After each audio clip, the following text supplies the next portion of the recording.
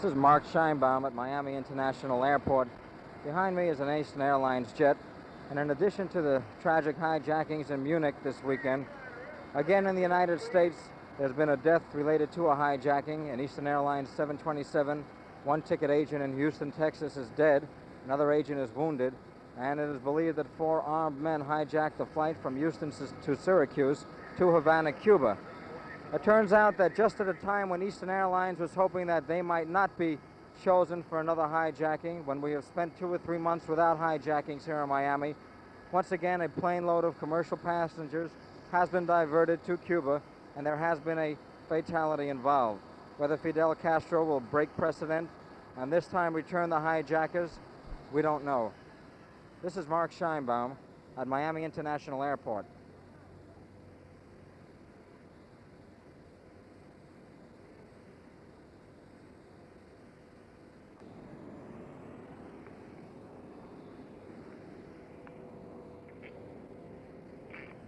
Hit the fire engine on your right.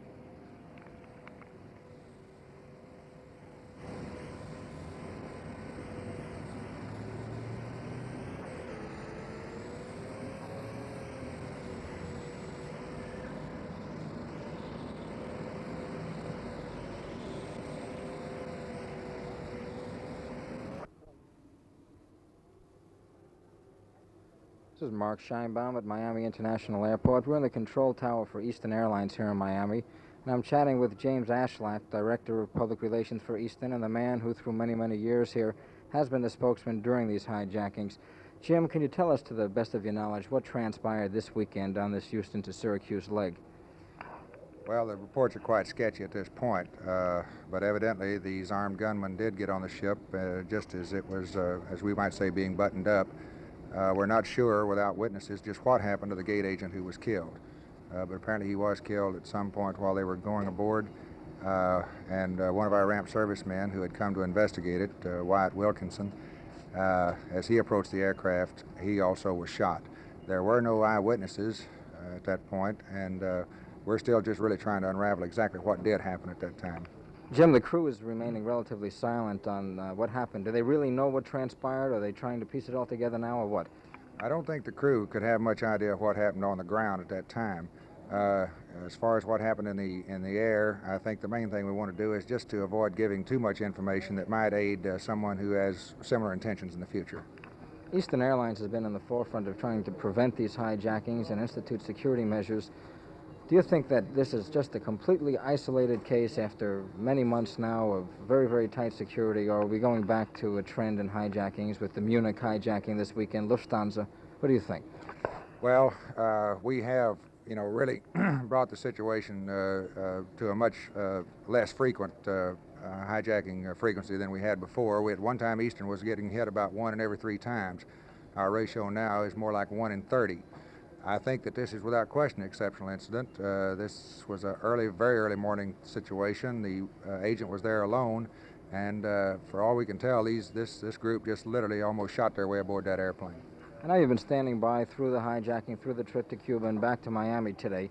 Is there any chance that Fidel Castro, in your opinion, might change his view, might return some of these fugitives? I know you're not the State Department, but what does Eastern hope they will do? Well, I think that we share the hope of a lot of people in this country, including the Airline Pilots Association, that something, and it can and literally it must be brought about on the international scene to get the extradition treaty signed in one way or the other to dry up these havens for these people. There's going to just have to be some very aggressive action somewhere to bring this about, because as long as they have a place to go, I'm just fearful, as we all are, that this will continue. Do you think there's any chance that even though they will continue, that the security on the ground will be so tight that many, many of these potential hijackers will be stopped before they start? Well, we've been at this now since 1969. As I say, we brought a considerable slowdown in it. We've arrested, I think at last count over 600 people, denied boarding to well over 1,000, and the place to stop them is on the ground, and all I can say is we'll take whatever measures we have to in every effort to stop it right there. I know it's the end of a long weekend for you. Just one more question, Jim. You stay here in Miami and see all of this transpiring. Do you think there's going to be a time when the communist countries will actually have treaties with the United States to stop this sort of thing, or do you think it's just a pipe dream to hope for this? I think that there's always hope, and especially when that hope has to be a necessity. Thank you very much. We've been talking with Jim Ashlock, who is Director of Public Relations for Eastern Airlines, based right here in Miami. This is Mark Scheinbaum at This is Mark Scheinbaum at Miami International Airport at the Eastern Control Tower.